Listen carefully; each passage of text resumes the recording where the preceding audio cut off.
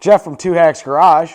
Well, back at Micah's shop. You guys have seen this a lot. Once again, Micah's already working. I'm rambling. But tonight's going to be another one of those nights of the miscellaneous. Pretty much what we really got to do before we start tackling any of that rear end work is we really need to get these brakes bled.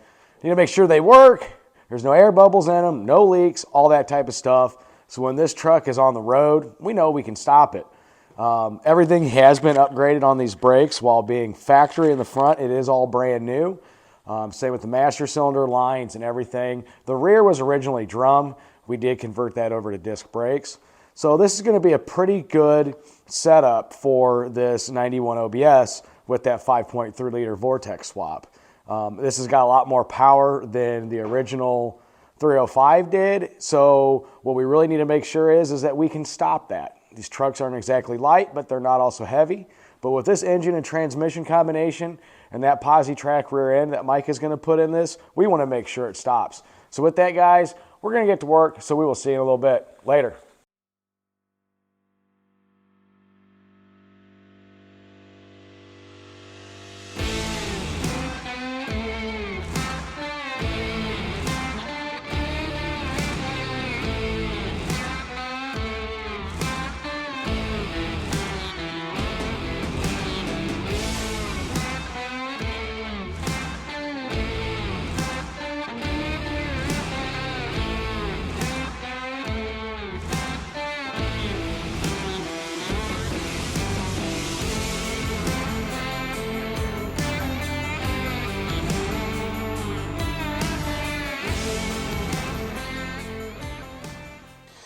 All right, well, I'm back. We did go ahead and do the first round of bleeding. I guess I should have explained it a little bit more if you've never bled brakes. So basically what you got here is you have your brake booster, your master cylinder, and these go to a proportioning valve and all that, and then they go to your brake lines. This truck has two lines that come out, one for the driver's side, one for the passenger side. Then it's got one line that goes back into the back and splits off to each side. So kind of the procedure is what happens is what Micah did prior to this to make it a whole lot easier. We actually gravity bled that, which means opening the bleeders, pouring fluid in, letting gravity pull the fluid down through here, through the lines over a period of time and get most of the air out. That actually works very, very well. However, with that being said, we still like to do the traditional bleeding method. There is a lot of different methods. This is just the one we like to do. So what happens is, somebody gets up in there in the cab. In this video, it was me. And what they end up doing is they press the brake pedal a few times, not real fast, but press it a few times and hold it, right? And then you start off at the furthest point away of the vehicle, which happens to be the passenger side rear. So what that is, here's the brakes. And while I'm holding the actual brake, what Micah is doing is it has a bleeder, which is that right there, the little rubber nipple. You put a hose on that, run it down to a pan. So you want to collect the brake fluid because brake fluid, you don't want to get it on painted surfaces, all that, it'll eat paint. So he cracks that bleeder open with a wrench and he watches it and watches for air coming out. You keep doing that where you press the brake pedal, hold, push, brake open the bleeder, let it go until you see all the air out. And once all the air is out, you move over to the passenger side rear and do the same thing. So I was in there pressing down on the pedal. He takes the rubber hose, puts it in that pan, opens it with a wrench, watches the fluid, cracks it closed. I pump, hold, repeat those steps until you see no air coming out of the fluid or air out of that line. Then you go to the front, which is no difference. You would start off with the passenger side. I'm just going to show you the driver's side. Same deal. It's got a bleeder up here. Nice little hose that goes down to drain the fluid in there. We got lucky. This one was actually not much air in there. But a lot of times what we do is we will go back. By the way, guys, periodically check your brake fluid because if you run that dry, you'll start introducing air back into it and you'll have to start all over again. So what we like to do is after we're all done is we go back and we will actually go back to that right rear passenger side caliper or drum and we will do it again once more just to make sure there's no more air in there. Now, in a perfect case scenario, to make sure this works right, what you do is you fire up the vehicle to get that brake booster working, and then you'll see from there. This right now, we're just bleeding all the air out we can because we're not firing it up, because we did fire it up, but we still need, some more wiring, some other stuff done. So we're just kind of doing it that old method. Once this thing is done and operable, we'll feel the brakes. If it still feels a little bit spongy, we will go and re-bleed again. Doesn't take very long, but it's, one of those safety things. So with that, we're just going to put it on time lapse and watch this work once more. See you in a few.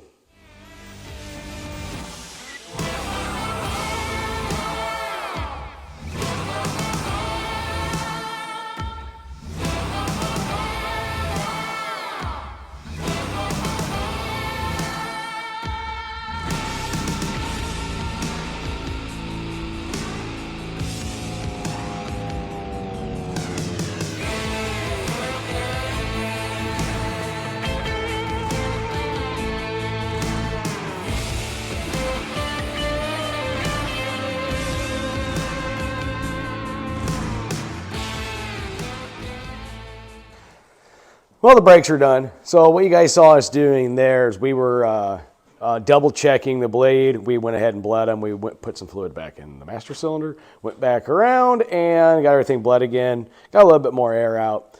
What we were doing is we were checking down here at our fittings to make sure they were tight. One had a little bit of a slight drip, not enough to introduce some air into anything. But what we ended up doing was we ended up tightening that fitting right there. And we put the diaper down just in case it does leak anymore, so we don't want to get the paint all underneath the frame. So for right now, the brakes are done, but they're not, because once this thing is up and firing, we'll do a test on that again. And maybe it'll need to be fired up again. Real quick, this is kind of a two-man job when you're doing this, because you're going to have somebody in the cab, somebody bleeding, and you do have to communicate. So work with somebody that you work well with, and really make sure you work with somebody that kind of knows what they're doing too. So our next step, what we're going to do tonight, since it is kind of the night of the miscellaneous, you can see here Micah fabricated up a cold air intake off some extra stuff that he had. He had to relocate some bracketry in here to make it work. There was one that was right there that mounted somewhere else. He took that off, ground it. And so what we're going to do is we're going to actually pull that off. We're going to put a little bit of spot putty in there, make it smooth, sand this thing down, and get it ready, because we're going to end up painting it. It's either going to be this orange color or the body color. Not really quite sure yet. We got to see what paint we have on that. Once again, always good to save anything extra that you have. And then our other part of our night of the miscellaneous is we did install our overflow here. See if I can get a better picture of that. We just got to get hoses ran to the radiator to have an overflow. So that's where we're at right now. But really, before we go any further, we're going to take a break.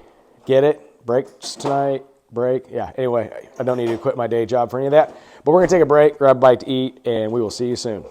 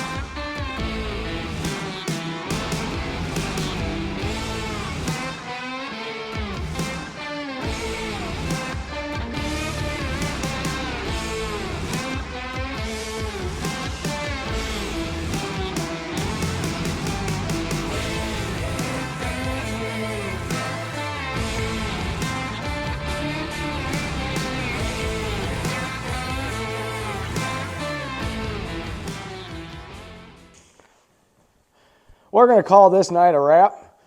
Mike is over there doing a little bit of brainstorming right now, and he's going to see when our next wrench night is of getting Mike from 150 Speed Shop over here to help us with a few things. Like I said, it was a miscellaneous night. Our main thing was getting the brakes bled, getting that intake off. You saw that we did sandblast it, put a little filler in there just to smooth it out because we are going to paint it. We want to make it look nice. Got the overflow hooked up. Again, you know, it's Friday night. Most of the night's already gone. The little things, they do take time.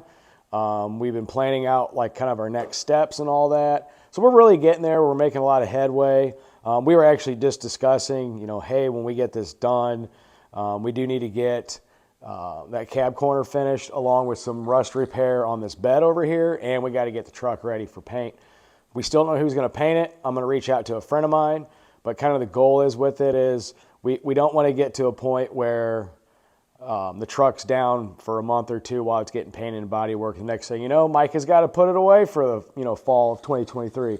We don't want to do that. We want to get this truck done, get it done right, get the body work, get the paint done. So really spring time, Micah can enjoy this thing. We can have a whole lot of fun.